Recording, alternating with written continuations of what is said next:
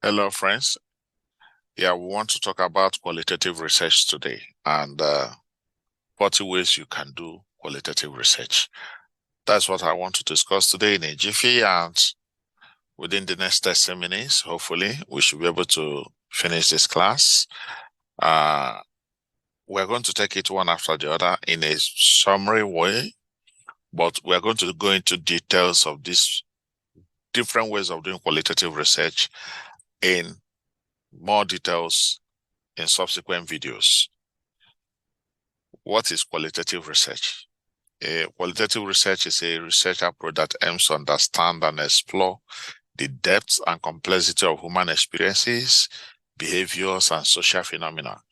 It is characterized by its emphasis on subjective interpretation, context, and richness of data, other than numerical measurements. In quantitative research, you want to measure and you are very objective. You are focused on the numbers. But in qualitative research, it's subjective to each individual that is conducting the research, how you interpret your data, and you want to get the reasons behind the numbers. So qualitative research seeks to uncover the meanings, perspectives, and patterns that underline human actions and interactions. There are certain things the numbers cannot be able to talk about, but you can get that through qualitative research. So in qualitative research, it's widely used in various fields, including social sciences, psychology, anthropology, education, healthcare, among others. It could be applied in any area of life. It allows researchers to explore complex, multifaceted phenomena, and it is particularly well suited for gaining insights into human experience, perception, and social and cultural contexts in which they occur. So qualitative research is a diverse and evolving field that focuses on understanding the depth and nuances of human experiences, behaviors, and phenomena. So unlike quantitative research, which emphasizes numerical data and statistical analysis, either it is this or it is not this. Qualitative research is characterized by its emphasis on exploring context, gaining insight, and capturing the richness of human stories. So this approach is rooted in various philosophical traditions and methodologies, and has been developed and refined by many scholars over time. There are key features of qualitative research. The key features, number one, is in-depth exploration. So in qualitative research, it involves you to do an in-depth investigation and analysis of a relatively smaller number of cases.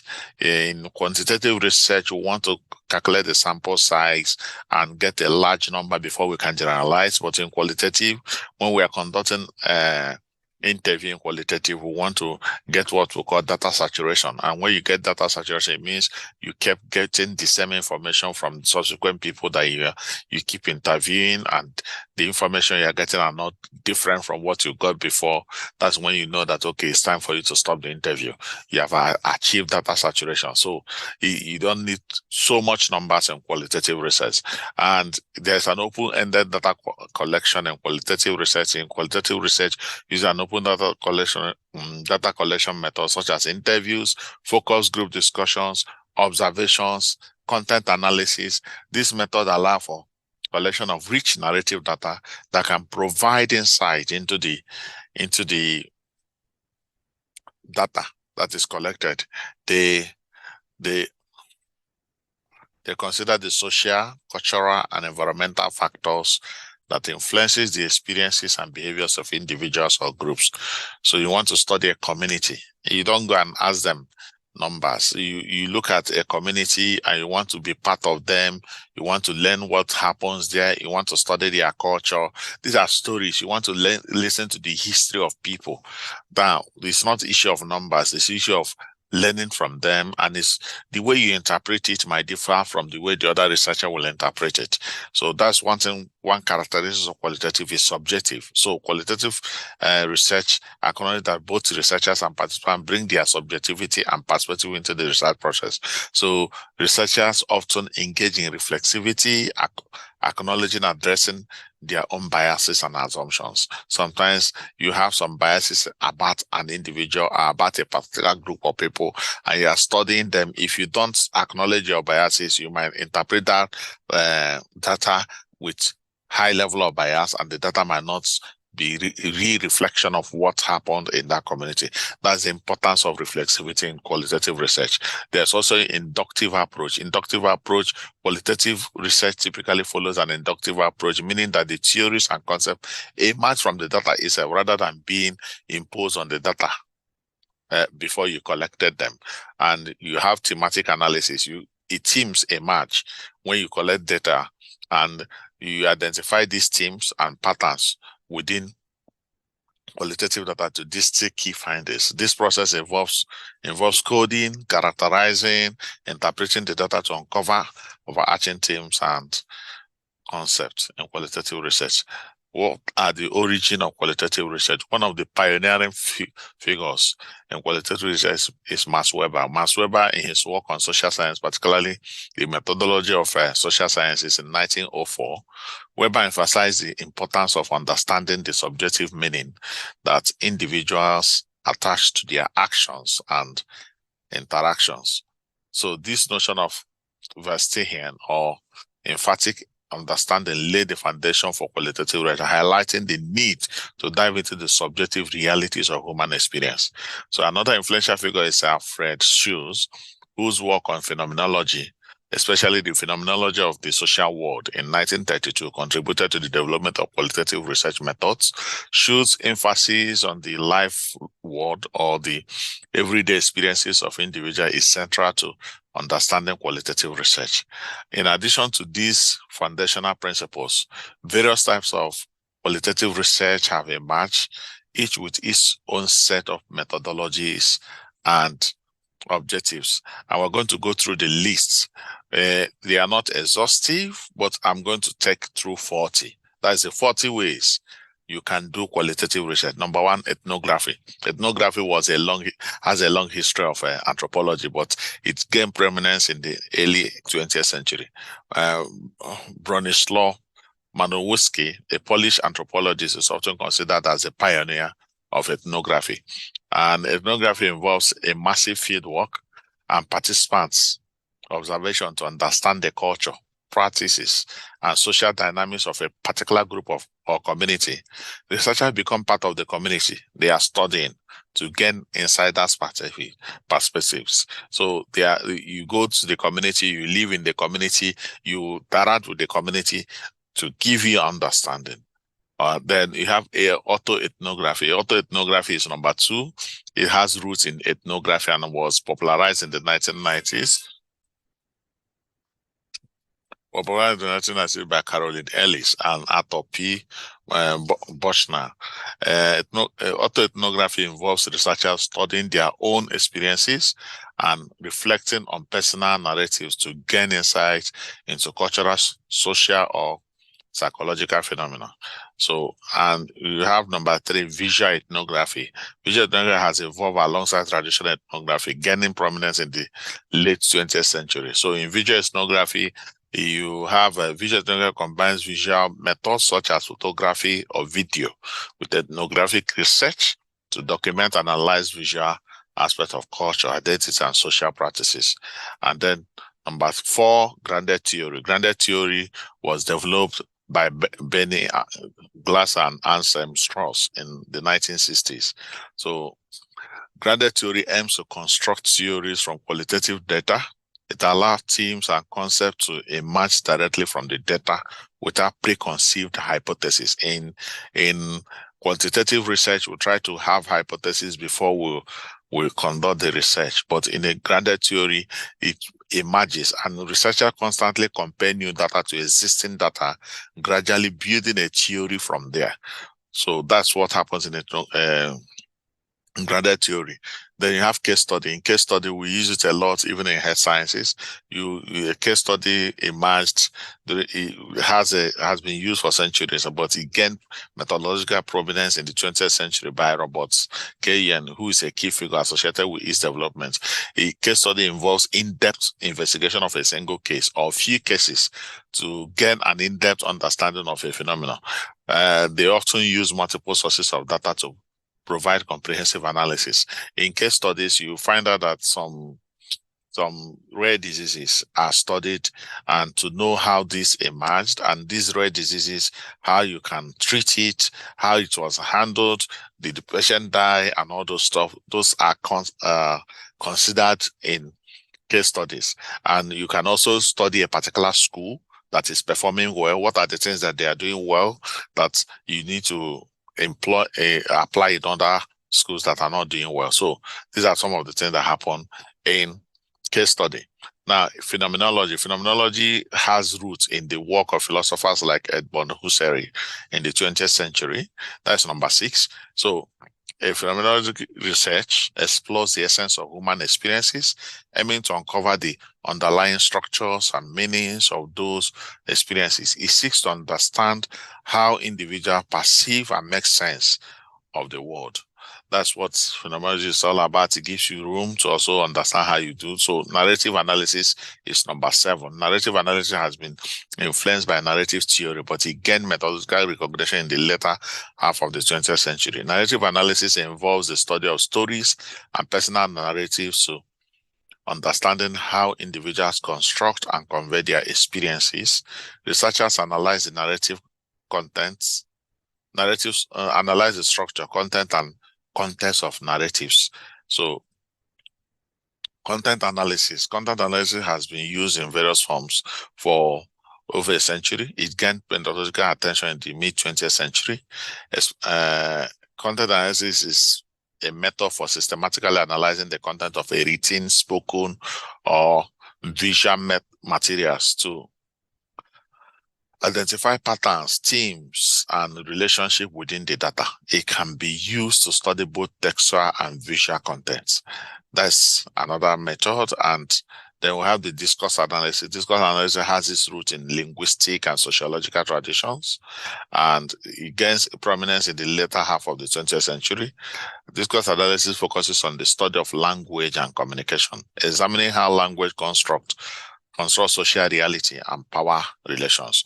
It investigates how individuals and groups use language to convey meanings. And you have action research. Action research is number 10. Keith Lewin, a social psychologist, is often associated with the development of action research in the mid-20th century. Action research is a research approach in which researchers collaborate with stakeholders to identify and address practical problems or issues that are in the community. It aims to create positive change within the specific context.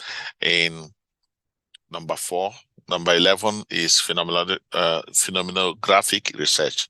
Ferenc Marton and his colleagues developed phenomenographic in the late 1970s. Phenomenography focuses on variation in people's conception and experiences of a phenomenon. How do you experience this particular situation, phenomena, what you want to study?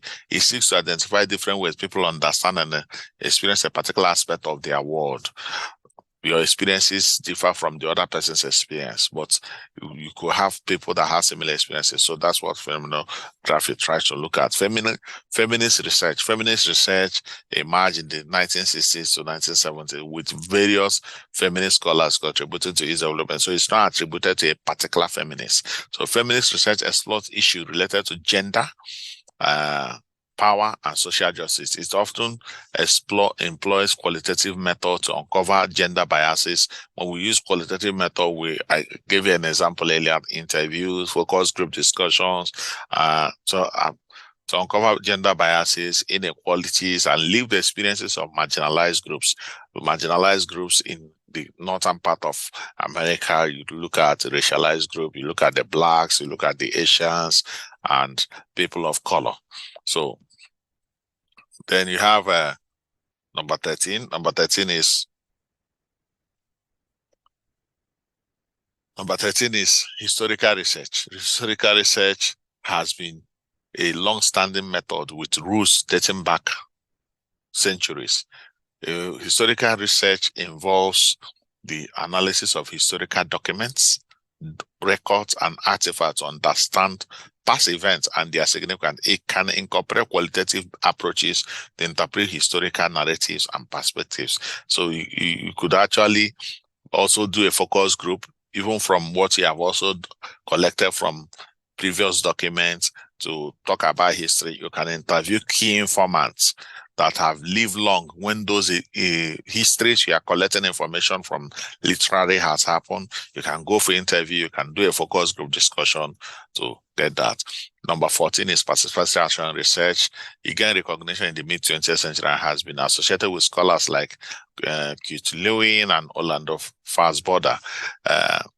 Participatory action research involves collaboration between researchers and community members to address real-world issues. So it is a process of social inquiry and collective action, often emphasizing social change and empowerment. In participatory action research, you see that both the participant is important as well as the researcher, and the participant is part of those that drive the research and the information that is generated. So symbolic interactionalism is another one, number 15. Symbolic interactionalism is a sociological perspective developed by George Hubert Mead in the early 20th century. Symbolic interactionalism focuses on the meanings individuals attach to symbols, gestures, and social interaction. The meaning a particular culture attached to particular gesture or social order. Like if you go to Africa, they take greetings in the morning. You see your elder, you greet, and all those. So it's different from how they greet in America. It's different from how they greet in Europe. So qualitative research within this framework explores how these meanings shape social reality. So there's some part of the culture that when you go there, if you don't bow, prostrate to greet, you are seen to be arrogant. Those things has meanings on them. So people study it. Number 16 is biographical research. Biographical research has a long history, but gained methodological recognition in the 20th century. Biographical research involves the study of individuals' life stories, including their life experiences, choices, and trajectories. It aims to understand the development of identity and the impact of life events. When you say you want to write biography, that is biographical research. So intersectionality, intersectionality is a theoretical framework developed by Kimberly Crenshaw in the late 1980s. Intersectionality is not a research method per se, but it's a critical lens for understanding how multiple social identities like race, gender, class, where you have lived before, intersect and influence on individuals' experiences. Qualitative research that uses intersectional approach, intersectional approach examines the interplay of these identities in social contexts. Critical theory. Critical theory is number 18. Critical theory is associated with the Frankfurt School of Social Thought. It has a long history, but gained prominence in the 20th century. Critical theory focuses on analyzing and criticizing power structures and social inequalities. Qualitative research within this framework seeks to uncover and challenge oppressive systems and ideologies through critical examination and reflection. Post-structuralism. Post-structuralism emerged as a philosophical and theoretical movement in the 20th century. Post-structuralism rejects the idea of stable meaning and explores how language construct reality. So qualitative research influenced by post-structuralism examines language, discourse, and the construction of identities and social phenomena. So in post-structuralism, what are the meanings you attach to different language, the way it is presented, even discourse analysis is associated to it too. So the number 20 is decolonizing research. Decolonizing research is a response to the historical legacy of colonialism and gained prominence in the late 20th century. Decolonizing research seeks to challenge and disconstruct colonial narratives. Just like if you come to Africa, some African countries have thrown away their language. They speak English because of the colonial masters brought it to them. And some speak French because of who colonized them. And they have lost their own traditional languages and others. And so the colonizing research tries to challenge it and deconstruct colonial narratives and methodologies and power dynamics in research. You also try to say, oh, the research must be done in this way. It's the other way. No. It emphasizes collaboration with indigenous communities and a more equitable approach to knowledge production. How do we do things in this community? How do we learn? How does knowledge emerge? That's what decolonizing research tries to do. Queer theory. Queer theory is emerged in the late 20th century, building on LGBTQ plus activism and scholarship. So, queer theory is a qualitative research rooted in queer theory, examines issues related to sexuality, gender identity, and complexity of non-binary and non-binary and non-heteronormative experiences. It explores more how individuals negotiate and construct their identities. Cultural studies, number 22. Cultural studies emerged as an interdisciplinary field in the mid-20th century. Qualitative research within cultural studies examine how culture shapes and reflects social dynamics. Researchers investigate the production and consumption of cultural content, cultural texts, practices, and ideologies. Participatory rural appraisal. Participatory rural appraisal, PRA, is developed in 1980s as a particular approach to rural development and rural research. PRA involves collaboration with rural communities to assess their needs, resources, and priorities. It emphasizes local knowledge and participation in the research process. So you don't just go and teach people how they plant. You need to first of all learn how are they planting, what are what are the things they are doing that are good or that are not good, and how are they going to improve on it.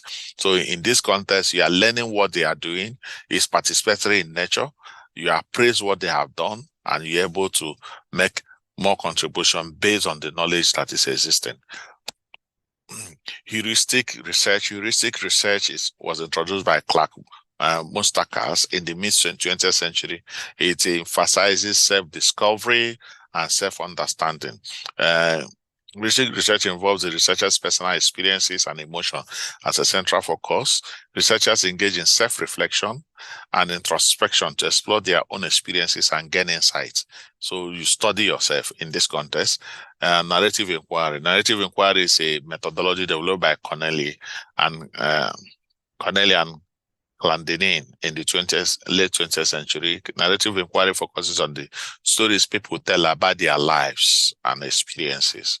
Researchers explore how individuals construct and make meaning from their narratives. So, appreciative inquiry. Appreciative inquiry was developed by David Coparida and Shiris Srivastava in the 1980s. Appreciative inquiry is a method that emphasizes the study of strengths and positive experiences and what is working well within organizations and communities. It seeks to promote positive change and development. Number 27, community-based participatory research. Community-based participatory research has been involved since the late 20th century. Contribution from various researchers and communities. Community-based participatory research involves collaboration between researchers and community members to address issues of mutual concern. It emphasizes community involvement in all stages of the research process. You don't just finish designing the research and then you want to collect data. You can come to the community to collect data. From the beginning of the conception, you engage the community in all the stages of research process. So, dialogical research, 28. Dialogical research is influenced by the work of Bakhtin and Vygotsky and has been used in various disciplines. Dialogical research focuses on understanding the dialogues and conversation that take place between individuals and groups. It examines how meaning is co-constructed in these interactions. They have ethnomethodology. Ethnomethodology emerged in the mid-20th century with Harold Garfinkel as a key figure. Ethnomethodology seeks to uncover the methods and practices people use to create and maintain social order. Researchers closely examine everyday interaction and the rules governing them. Historical document analysis. Historical document analysis is a long-standing method for examining historical records and texts. So researchers use historical document analysis to investigate primary source material, such as diaries, yes, looking at people's diaries, letters, newspapers, and official documents to gain insight into past events and perspectives. Rapid assessment procedure. A rapid assessment procedure is often in use in public health and development research and has been in practice since the late 20th century. In a rapid assessment procedure is a time efficient and often qualitative approach to collecting data in situations where in-depth and lengthy research is not feasible, and it involves a combination of qualitative methods to quickly gather information on a specific issue, mainly when you want to take decisions so fast and you need to do a rapid assessment procedure. So art-based research. Art-based research has gained prominence in recent decades as a means of using artistic expression, such as visual art, poetry, or theater as a mode of inquiry. Art-based research allows researchers to explore and communicate their findings through creative and expressive means. It is particularly useful for studying complex or emotional topics. Action learning. Action learning is number 33. Number 33, action learning has been used since the mid-20th century with contribution from Ravens and others. Action learning combines reflective practice with problem solving in a group setting. It involves collaborative learning by addressing real-world issues within organizations or communities. Narrative ethnography. Narrative ethnography combines elements of both narrative research and ethnography. So researchers using this approach collect and analyze narrative within the context of particular group or community, aiming to understand the cultural and social significance of storytelling. Feminist standpoint theory. Feminist standpoint theory is rooted in feminist philosophy and emerged in the late 20th century. So this approach focuses on how the social location of individuals, particularly those marginalized by gender, influences their standpoint and perspective. It seeks to amplify the voices and experiences of those traditionally underrepresented.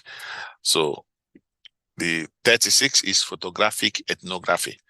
Photographic ethnography is an approach that marries ethnographic research with visual data, originating from the convergence of anthropology and photography in the 19th century. In this methodology, researchers employ photography as a powerful tool to document and scrutinize cultural practices, social contexts, and the nuances of everyday life by capturing visual representation of subjects in their natural settings. Photographic ethnography enables a profound exploration of the cultural landscape and social dynamics, adding a visual dimension to the rich narrative of qualitative research. So this method provides an immersive window into the intricacies of human behavior and societal structures, where images themselves become invaluable pieces of data, offering a deeper understanding of the study subjects and their environment.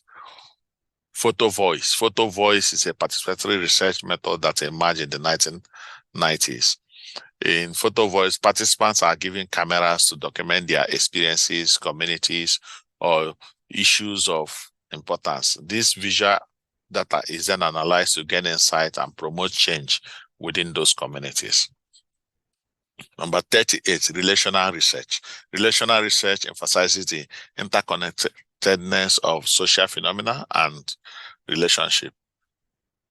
Researchers using this approach examine the dynamics of social relationship and how they shape individual experiences and beyond. It's often focused on network analysis and social connections when you want to study network and other things. So discourse ethnography. Discourse ethnography combines elements of ethnography and discourse analysis. Researchers using this approach study social practices and interactions through the lens of discourse. They explore more language and communication shape, how language and communication shape social reality within social specific context. And number 40 is digital ethnography. Digital ethnography has evolved alongside the digital age and gained recognition in the 21st century. Digital ethnography examines online communities, digital interaction, and internet-based phenomena. Researchers investigate how technology influences human behavior and culture in the digital realm, just like in our time. So, in conclusion, qualitative research method constitutes a diverse, evolving toolkit that allows researchers to dive deeply into complexities of human experiences, behavior, and social phenomena. This method emphasizes context, meaning, and interpretation, making them particularly well suited for uncovering the how and why of the subject under investigation. From ethnography to narrative analysis to grounded theory and a wide array of innovative approaches in between, qualitative research offers a rich tapestry of methods for exploring the multifaceted aspect of our world. The beauty of qualitative research lies in its adaptability to wide range of fields and research questions. Researchers can choose the method and approaches that align best with their objectives and unique contexts of their studies. As it continues to evolve and expand, qualitative research remains an invaluable tool for getting profound insights into the depth and diversity of human experiences, cultural practices, and social interaction. Through open-ended data collection, contextual understanding, and inductive analysis, qualitative research methods not only contribute to our understanding of the world, but also fosters a greater appreciation for the nuances and diversities of the human story. It is a powerful means to capture the subjective richness that numbers and statistics alone cannot provide, making it an essential approach for researchers in a multitude of disciplines. In an ever-changing world, qualitative research method continues to adapt and innovate further, further enhancing our capacity to explore, understand, and communicate the human experiences. I want to tell you that qualitative research can be employed in any type of research, and is something that tell you the stories behind the numbers. Even without the numbers, you will understand qualitative research, and you will be able to appreciate why people do what they do when you study them, when you live with them, when you ask them questions, when you interact with them, when you interview them, when you discuss with them. Qualitative research try to bring up these ideas, not just judging people by one phase of collecting number and what that is done in quantitative. Both of them are important to give you a full idea. That's why most researchers in contemporary time try to do what we call mixed method, which combines qualitative with quantitative. But this is what I can talk about in the next video. Thank you. If you have not subscribed to my channel, subscribe. You'll be getting a rich thing in this place. Thank you for joining me today. Share the video, please.